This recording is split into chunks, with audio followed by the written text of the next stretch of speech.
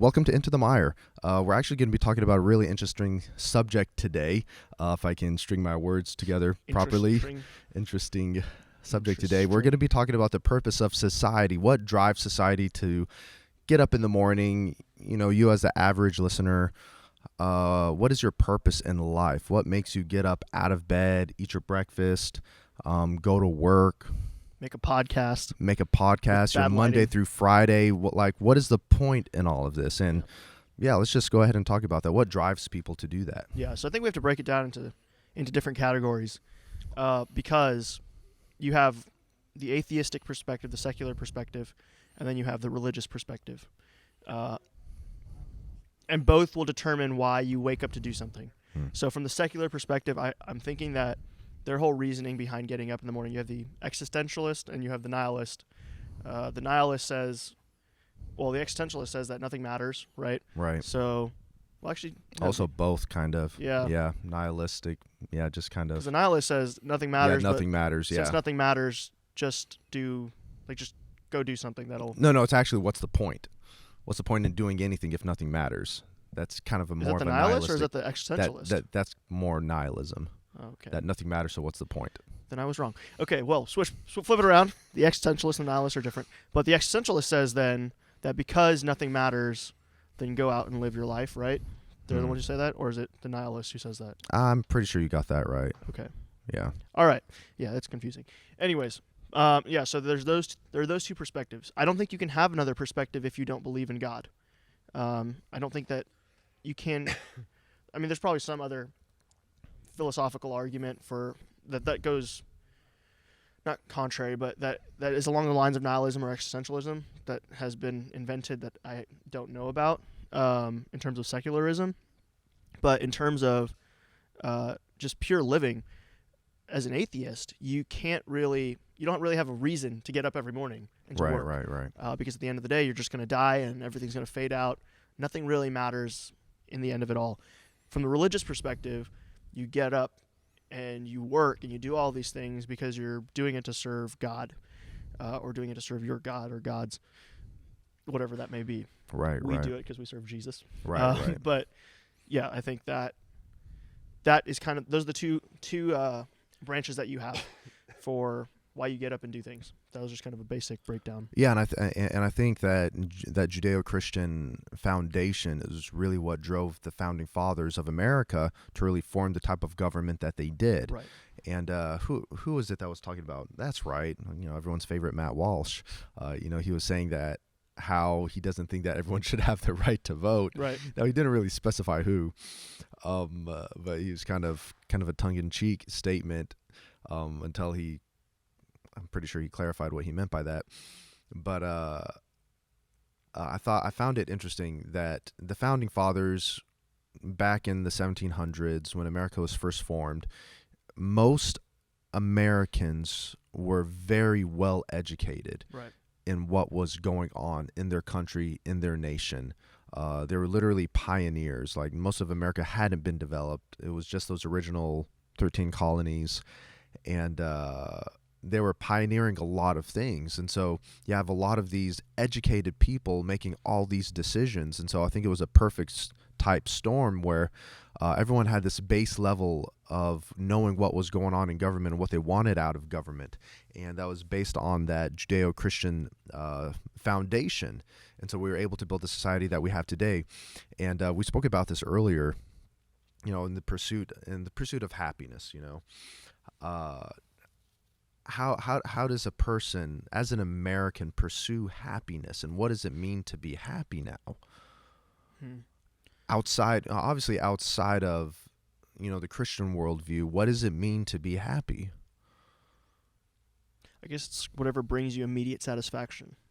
So, yeah, I mean, literally whatever brings you immediate satisfaction. I don't think that's just an American worldview. I think that's, again, it goes back to the secularist worldview, where the whole meaning for life is whatever makes you happy. Yeah. Whatever brings you joy, quote unquote, whatever that means in a secularist sense. Yeah, and what I mean American society, I mean, our current day, like here in America. Obviously, I think secularism came out of Europe honestly. Right. All the craziness and crazy ideas came out of Europe and somehow seeped its way Those into dang British, America. man.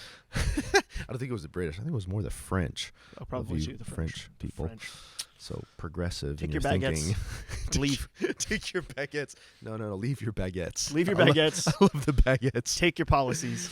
But yeah, I think it originated over there, and so the idea of what it means to be happy, I think what was it that you just said? What it means to be happy, it's based off on Secularism? Oh, like hedonism? What are you talking about? yeah, it's based off of shallow Whatever brings you. Whatever brings you immediate satisfaction. right, whatever brings you immediate satisfaction, whatever makes you feel good, right? Right. And so I think you're going into the real question: is pleasure the only type of purpose that people have outside of a Christian worldview? Outside of a Christian worldview, yeah, 100%. Yeah. Because I don't know what else you do. There is nothing else that you can do. Like it doesn't matter, Like for example, there's this video. I'm not dissing this person at all because they make great videos. Like their content is amazing. They're called Melody Sheep. I don't know if we're not allowed to name drop, but I'm going to do it anyways. Yeah. This guy makes great content about space and about just the future of. That's right. I think you mentioned that. Yeah. I did a while back, but he makes great content. I love watching this. I think I've bought a few of his things too, like downloadable stuff, just because it's so cool. Like just watching his stuff, and he's kind of inspired me to look deeper into science and whatnot. But he comes at it from an atheistic standpoint. So I don't know if he's personally an atheist or whatnot. I don't know what his own beliefs are, but the videos that he creates are all from a atheistic evolutionary perspective. And so his whole, one of his videos it's talking about the future of, I think the universe itself. I think it's called Time Lapse of the Universe or something like that. And basically the entire universe at the end of the video, or not even near the end, but closer to the middle, closer to the end, the entire universe starts fizzling out. Like he talks about like proton decay and atom decay, which is just like atoms, like there is a theory that atoms themselves fall apart, that they themselves, get destroyed and disseminate. And so my whole thought in watching that was how hopeless is life if that is the truth. There's nothing to hope for or believe in. And then, everything else falls apart. Morality falls apart. Yeah. Justice and truth fall apart. Like everything falls apart. Yeah. When there is no God. Yeah. And this kind of took a turn into right into if there's a God or not. But I mean, it's just the truth. Because what is happiness if there is no God? If there is no or objective standard of happiness and joy, then how can you say, I bought a Lamborghini. That's happiness to me. Like that doesn't that doesn't necessarily mean it's happiness. There's no objective standard by which you can judge and say, hey, buying a Lamborghini brings me happiness, or getting married brings me happiness, or robbing a bank gives me happiness, or murdering someone gives me happiness. There's no objective standard. So from a secular standpoint, there is no such thing as happiness. There's no such thing as joy. It's whatever you make it. Whatever makes you feel good. Yeah, exactly. Rape is okay. You can't look at a rapist and say that's wrong. Right. Because as long as it's bringing him happiness or her happiness. Yeah, how can you say that it's wrong? Yeah, you can't. What did Hitler do? Yeah. Murdered 6 million people. You can't say what he did was wrong without something to objectively tell you this is wrong, or this is what happiness is, or what it's not. Right. Without there being a standard to say, no, that's a perverted type of happiness. Right. That is wrong. You got to change your tastes. Because I think we can, we can develop our own, what's the word I'm looking for? Our own palate with what brings us pleasure. And I think that's where all the weird stuff comes in. Right? Some people have a foot fetish, and I still don't get it. People derive pleasure depending on what their palate is, and I think our palate is developed depending on our upbringing. What turns you on. Who's looking at feet like, wow, that's some sexy looking feet. So Some weird. people out there, I know. Man, there's a healthy way to get to happiness. So anyway, I think outside of God, I think the pursuit of pleasure is really the only meaning there is to life. Right. To say that, no, it's the propagation of our species, the survival of our species as a human race, and this is why we should be good to each other. It just, for me, it all kind of falls apart, because what does it mean to be good? Yeah. Then, like, who's to say what's good and what's bad? Right. Okay, so good means you help each other to survive. No, it's whatever society decides is good. So if society decides to murder people, then it's good. Right. See, you can see how all this falls apart. You just bring up Nazi Germany. If society gets to determine what's right and what's wrong, society can get it wrong. Yeah. But if there's no objective standard outside of the natural world, then anything goes. So if the atheists were to say it's the survival of our species, this is our main purpose in life, why should I care about the human species? Well, why shouldn't you not? Right. It doesn't answer my question. One of the arguments that I heard, that I think is still a very weak argument, is it goes back to society determining what good and right or wrong and right are.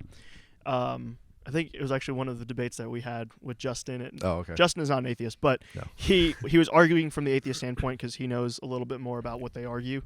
And he was saying like that one of the ideas is that eventually the bad ideas get weeded out. That's right. For example, Hitler lost World War II, so therefore Hitler's bad idea was weeded out. Because he lost. Because he lost. And the thought here is like, okay, well, what if he had won? Right. But then people argue, well, no, but he didn't. He won. He lost. It's like, okay, but what about all the bad people who win every day, who are constantly stealing and killing and raping people? Yeah. They're winning every day. They're small battles, but they're winning those. Right. You know, there was a story of this woman who was in her apartment, and she has a 2-year-old daughter, and these men come into her apartment in the middle of the night. They gag her, they bind her, and they rape her in front of her 2-year-old little daughter. From the secularist standpoint, there is no justice for that woman, and it doesn't matter because she's going to die, her daughter's going to die, those guys are going to die, everyone's going to die. Nothing matters. And so, in technicality, those men, they won in that moment. Eventually, they got caught. 2 of them got caught. She believes that there was another man that got caught. So the question here is, did that man, did what he believed was good in that moment, did that actually... Because he derived pleasure from it. Right. Right. Because, I mean, he, technically, like Hitler, he won that battle. If he got away. Yeah, if he got away with it. Yeah, he won the battle. No one caught him. Right. Yeah, so and again, I don't think we're trying to say that atheists are bad people. Right, no. Because obviously they don't think, people should go around raping and doing whatever the heck they want. They don't do that. But I think what we are saying, what I'm saying at the very most, is that they don't have a justification for doing what is right. There's no foundation for the why. Right. Like, why should I do what's right? Why should I help my fellow neighbor? And if it's just to cause our species to survive, why should I care about my species? Why does it matter? Yeah, why does it matter in the long run? Because this is another thought. My thought was, okay, maybe you could argue from the point of, well, what if we live to the end of the universe and like we find out that there's another universe that we can travel to, and we go and travel to that one, but it just continues the cycle. You go to that universe, you bring everyone to that universe, they all survive, but then you go to the next one and the next one and the next one, and sure, it never ends, but the thought is like eventually it will. Like eventually every universe will die out and end. So it's like, even then, you're still kind of stuck in the same cycle of hedonism and pursuit of pleasure and whatever that means. And parallel universes. I like how we're not going to talk about it, but then I snuck it in there. Welcome. Maybe one day we'll talk about that. I literally have no idea on that subject, so I'll have to do my research into it. But I think God developed us, but created us with a specific palette in mind, that we're biologically made to do what is right. And when I mean right, I mean objectively right in regards to what God's standard is. Do not steal, do not kill, do not commit adultery. honor your father and mother. These are all things that we were biologically created to do. Yeah. And that when we live within those parameters, we'll see ourselves thriving, not just physically, but spiritually and mentally as well. Right. Like people who follow a Judeo-Christian worldview, truly follow it, they're more at peace than people who are out there floating in the netherworld of no objective standard. Right. It's horrible. You know what? That actually makes me think of two things. So it makes me think of the verse that we see, but in a mirror dimly. Yeah, right? yeah. I think that's the verse. Through a glass dimly. Yes, through a glass dimly. And then it also reminds me of that we were made in the image of God. Mm-hmm. And so we've fallen short of that glory. So, we've kind of distorted the image of God by doing our own thing. And so if we see in a mirror dimly or a glass dimly, Mm-hmm. we're seeing that reflection of God, but it's not God, right? So it's like we see like just kind of what his justice and authority and righteousness will look like in the future when we see him face to face. Yeah, and we just get a taste of that here on earth. Right. Yeah. Right. I think a lot of people see that verse and they think like, oh, we're talking about heaven as in like the rewards of heaven, but not necessarily the rewards as in they talk about physical rewards, I think, but not necessarily like the, I guess, metaphysical rewards. The mental righteousness, rewards. justice, right. truth, like everything being peaceful and evil being wiped out. I can't wait for that day, man. Yeah. Evil being wiped out will be a great day where you can say whatever you want. Oh man. You can think however you want. I mean, obviously righteously. Yeah. But and that's the thing. I really think that we're going into the spiritual world here. I really think if the devil and his demons were wiped out, we wouldn't have an evil thought. Oh yeah, absolutely. That'd be great. Oh man. Yeah, we would never have an evil thought if the devil was wiped out. Do you think, actually? Do you think so? Because my thought is the tree of knowledge of good and evil was there regardless of the devil, right? It was, but who convinced Eve to eat it? The devil did. But if the devil was never there, do you think it would have been way easier to overcome to resist? It? Probably, yeah. Yeah. Probably. There would still be the choice there, but it wouldn't be that nagging pressure That's true. to do what's wrong. That's a good point. Huh. Do you think that we'll have the same knowledge that we'll have, or do you think we'll have the knowledge that we have now in heaven?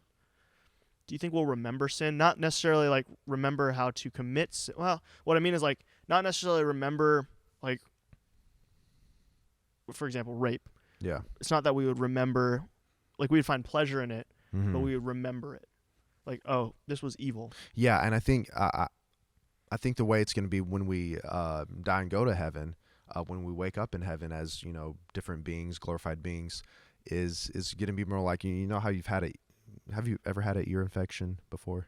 Sure. Okay. Well, Well, it's like when your ears are clogged. Okay. I don't right, remember. and it's well. Anyway, when you have an ear infection, your ears are clogged. Everything just sounds like kind of muffled like this, and it's like everything's talking, and you can't really hear anything. Then all of a sudden, your ear pops, and you hear everything. Clearly. Ooh, that's a good analogy. And it sounds like, oh my gosh, I can hear clearly now. And I think I think that's what it's going to be like mentally speaking. That like we're living in a fog because we're constantly bombarded with these thoughts of evil.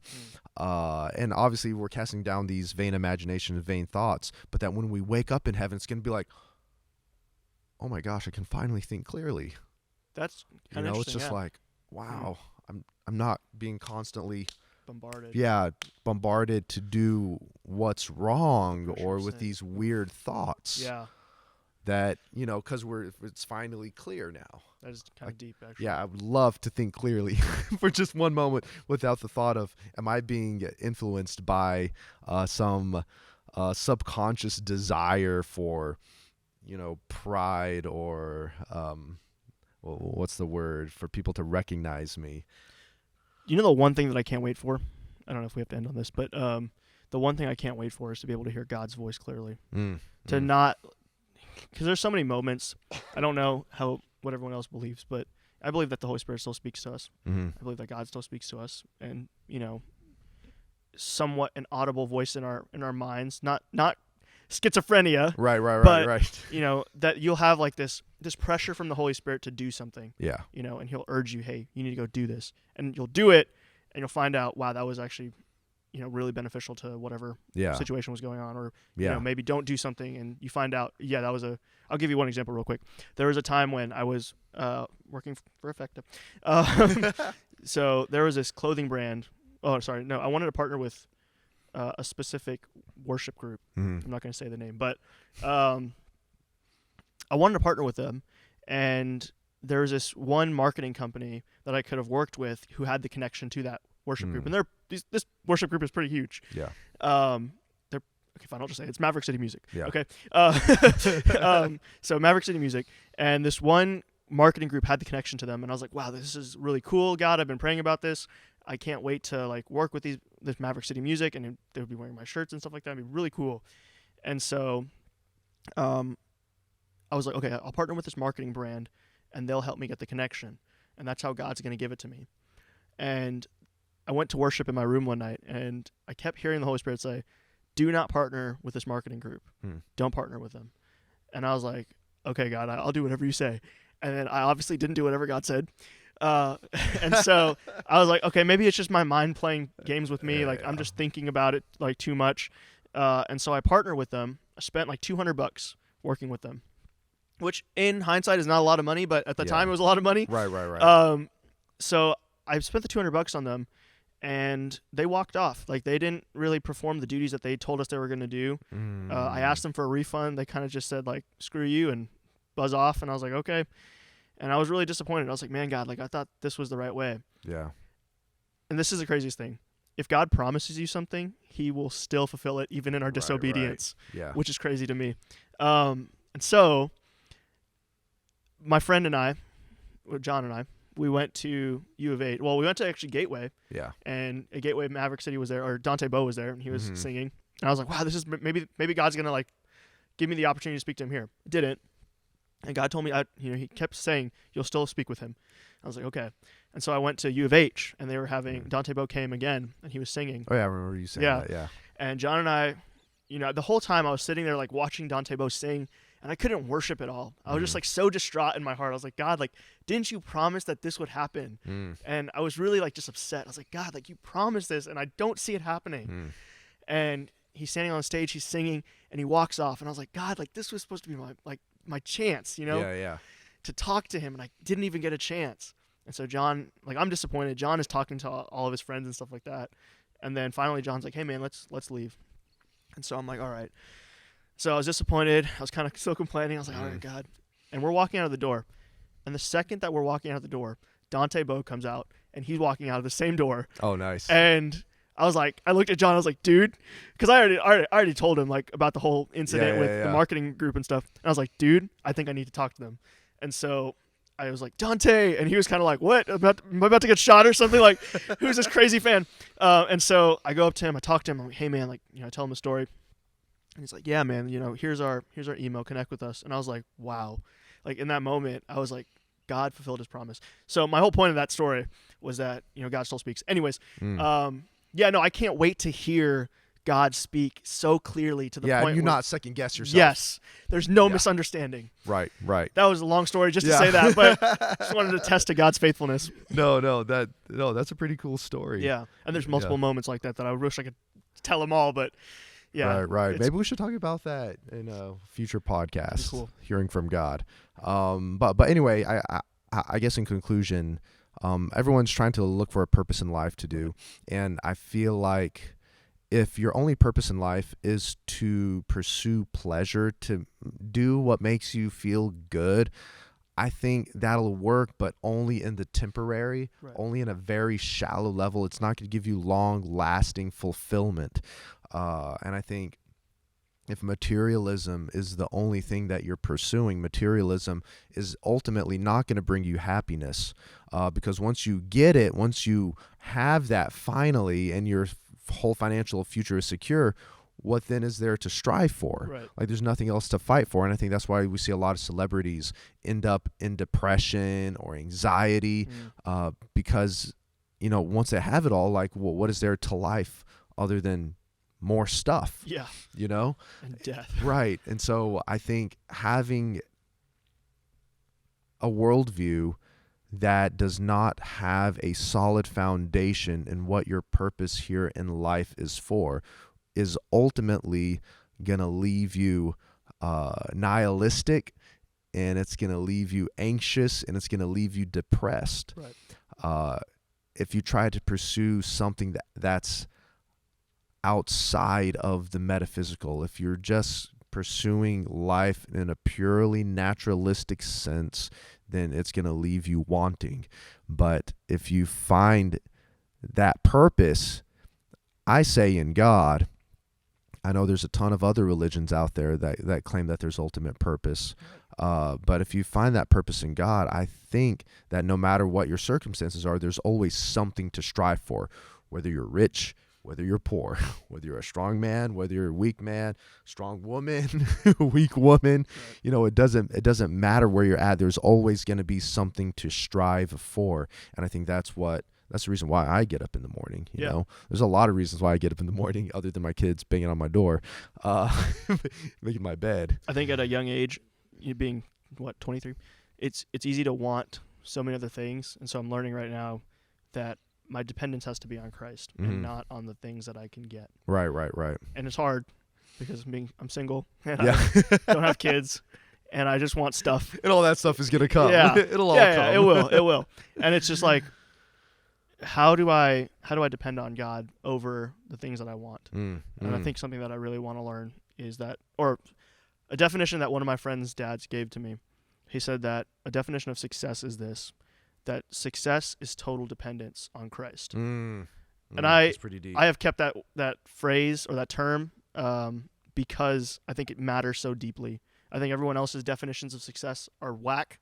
Not everyone's. I'm just saying, like, in general, like secular world, their definitions of success are whack. Yeah. Actually, you know what? Everyone's is, because I think that's the greatest definition. Success is total dependence on Christ. Because if you're depending on Him totally, then what do you like? You have nothing lost, only everything gained. Right. You know, it doesn't. Again, like you said, it doesn't matter if you're the poorest man on the planet, picking up trash, or the wealthiest man on the planet driving a Lamborghini every day. Right. It doesn't matter. If you have Christ, you've gained everything. Yeah. That's the only thing that matters. So learning that is hard, but every time I recognize it, it feels so freeing. Yeah. There's so much freedom in knowing that. Right. Well, I think that's a good note to end on. So anyway, in conclusion, don't let the pursuit of pleasure be the only thing that makes you get up in the morning, because that'll leave you wanting. Find your purpose in something that's greater than you, that's greater than that the world can offer you. And I say that's God. So, well, this was a good talk. This was fun. Now I'm going to go have lunch with my kids. And your other wife? And my other wife. I don't have another wife. I'm just saying. Yeah. Okay. One. We'll see you guys later.